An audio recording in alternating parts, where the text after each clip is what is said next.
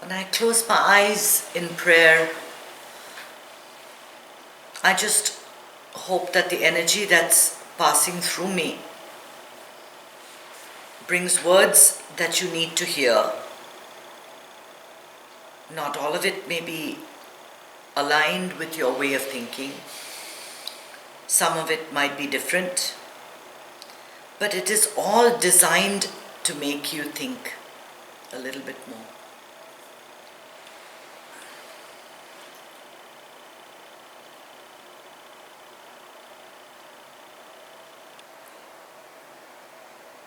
If you've read any history of any country from anywhere,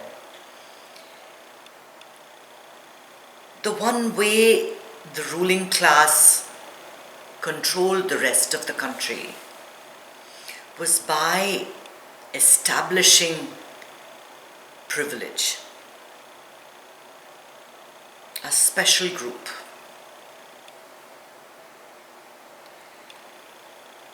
And they protected their privilege at all costs. You can look at any country's history. Whenever there's a ruler who wants to establish himself or herself, this is how it is done.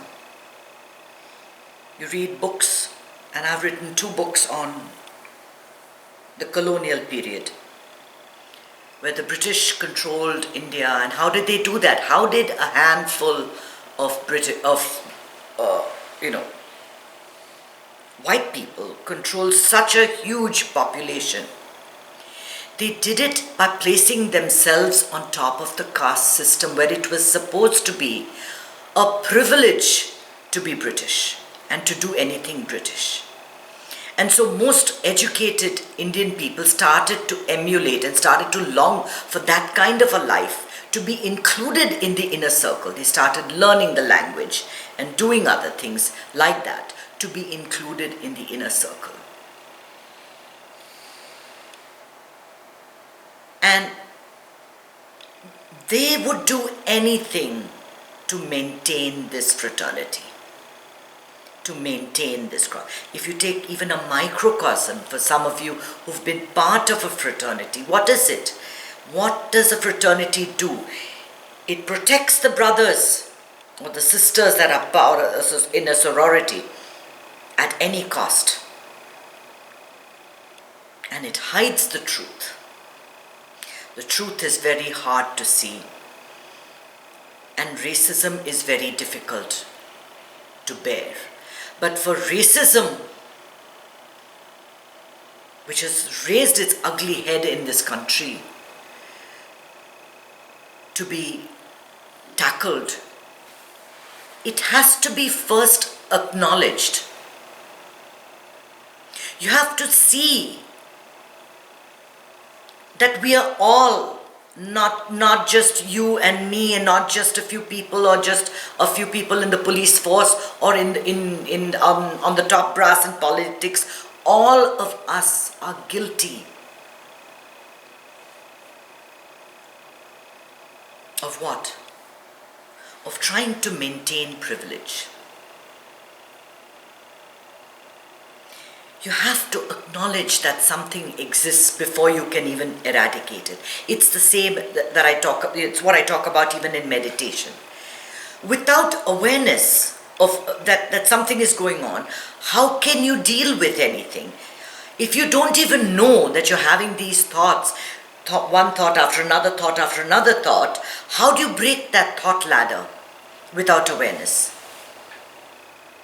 In the same way, how do you break racist ideas? How do you break it if you don't even know it exists? If you don't even know that you, by your very existence, your existence is a privileged one. Do you have a house above your head? A roof above your head? You live in a house? I'm guessing all of you do. You are privileged. Do you have food to eat till the end of this month? You are privileged. Do you have food to eat till the end of the week? You are privileged. Do you open your fridge and find that there's absolutely nothing there? Have you ever done that? You are privileged. When you go into a store, does the security follow you around, wondering if you're going to steal? You are privileged. When you wear a black hoodie and you go for a walk in the neighborhood, are you worried that somebody might find your very presence suspicious? You are privileged. When you go to a store, do you find that the products in the store reflect your culture and your character? No.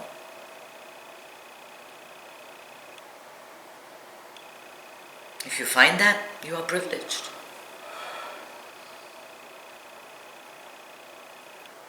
Are you worried that the next traffic light you will be stopped?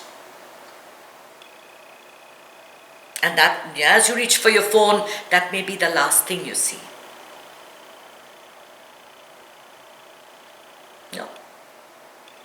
You go about your life very normally, living a very normal life, going to the grocery store with no fear in your heart. No fear that today I'm going to send my son or daughter to the corner store and he or she may never return. You have no idea, we have no idea what it is like to belong to a class that is frightened, terrified, denied, for not for 1 year, not for 2 years, for hundreds of years. And yes, slavery was abolished by law. But the legacy of superiority, of privilege, has passed on from generation to generation, and until every city, every state in this place acknowledges it and kneels down before it, it's not going to disappear. So yes, if we want a systemic change where each one of us, if today it's the African American community, tomorrow it could be the Chinese community, day after it could be the Cuban community, the day after that it could be someone else. Everyone, as long as we are building walls around ourselves and saying, we are okay, we are fine, in our little gated community, nobody can come in. My taxes are okay, I'm fine, I've got enough money. I don't need to share with anybody else.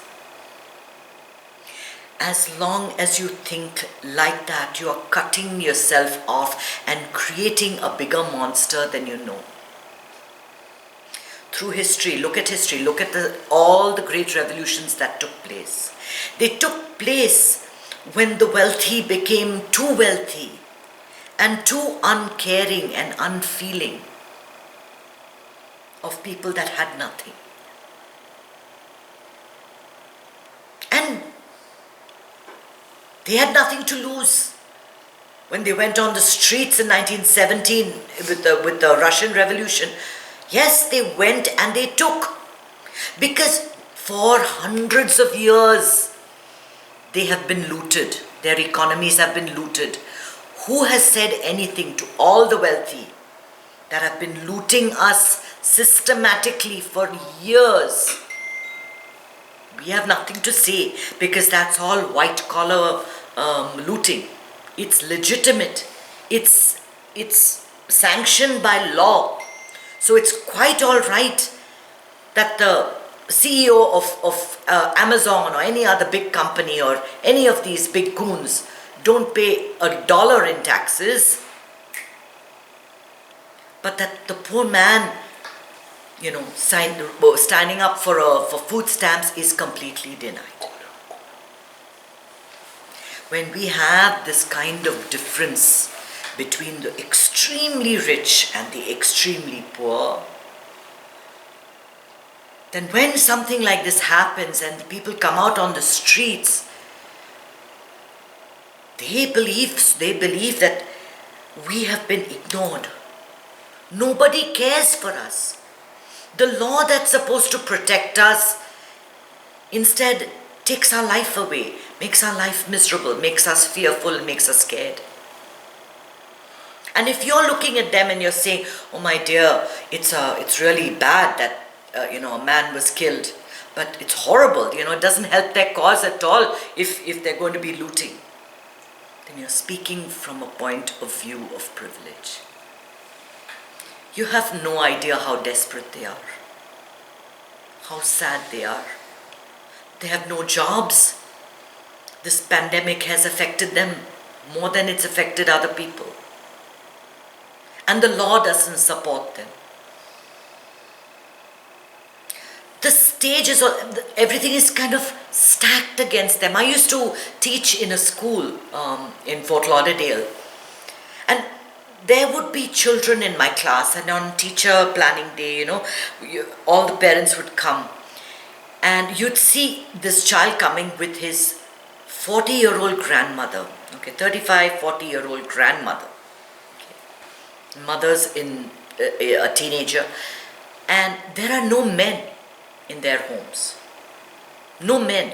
The household, and I saw not one, not two, at least 10 or 15 kids who come from a household of women taking care, because the men are all in prison. Sometimes what I say may not be exactly what you want to hear, but it's what needs to be heard. At this time, this country is going through tremendous problems. A pandemic, social breakdown, an economic downturn. What can you and me do? Can we both go out onto the streets and protest? Maybe some of us can. But the rest of us need to spread the perfume of compassion. It's not yet time for healing. There is too much anger out there. There needs to be change, and change at every level. Until that change is affected, there will not be a sense of calm. And you and me, what we can do is by spreading our own perfume of compassion through meditation, through caring for others, through uplifting people, through supporting those that are downtrodden, through voting. You want to make systems change, you need to step up and participate in the whole process. This whole country, whatever's happening, you keep thinking it's them, but it's not. It's us. It's us. It's all of us. We are all equally affected. There is one consciousness. What does the teaching say? There is one consciousness. That what is happening to them is happening to us too. It is all a manifestation of the same energy. And if we want to change the energy, it begins with us, with me, with one person at a time. One person at a time. You have to see, look at your finger and see that yes, we are so different. The thumb and the forefinger and the middle finger, none of them resemble one another, yet they belong to us. We have to stop feeling the divide and stop thinking, it's not me, it's them. No, it's not them. It begins with you. It begins with you. It begins with recognizing how much you have, how lucky you are, how privileged you are, and how you do whatever it takes to maintain that. And how little time we spend with those less fortunate. how little attention we give to those less fortunate. It's very few people that actually go out and do what has to be done. Yeah, this is a very difficult time. A very, very difficult time. It's difficult to understand these images coming. Sometimes I believe I keep thinking it's some sort of a movie. It cannot be happening. It cannot be real. But I can't, who is to say what is real and what is not real?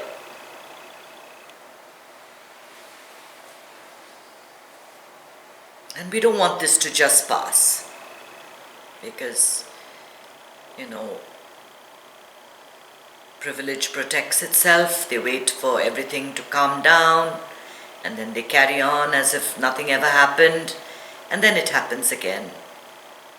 And then there's a furor for some time, and then everything calms down. We matter. There are groups out there. There are groups that you can form to take action in your own community. We don't have to, aim very high. In your own little village, in your own community, you can make a difference. Whether you pay money, with your donations, or you put in your actual effort to break down these walls, to break down these barriers. I like to believe that I'm not racist, that I embrace everybody. I was in Bangalore doing my Art of Living course. That's the first course that I did, and we were in a room with about 8 people, and there was this one boy who was a he was a peon. What do you call a peon? The office boy. An office boy, and he would take the bus and come for the course. But he wore the same shirt every day, and I could not stand the smell, of sweat. Yeah, and I would try to avoid him, and do all the processes with someone else in the room, because I just did not want to be near that smell. I couldn't stand the smell. And on the final day, we went to the ashram, and we were all walking down to have lunch. And there was a shortcut which involved going down a slope. And my foot slipped. And this boy, he turned around and he held me with both hands. And I looked at him, I had tears in my eyes. But in that moment, I realized how prejudiced I am. How I look down on this boy because he doesn't smell right. Do I know what kind of a life he has? How many people live with him in his little room? Whether he even has access to a bath, or he has another shirt to change it to. See, that is privilege. That is privilege. So, use this time to deeply look into your soul, to deeply look into your heart, to deeply look into your privilege. And see where you can break down barriers and cross over. And really listen. Really listen. Not with your ears, but with your heart.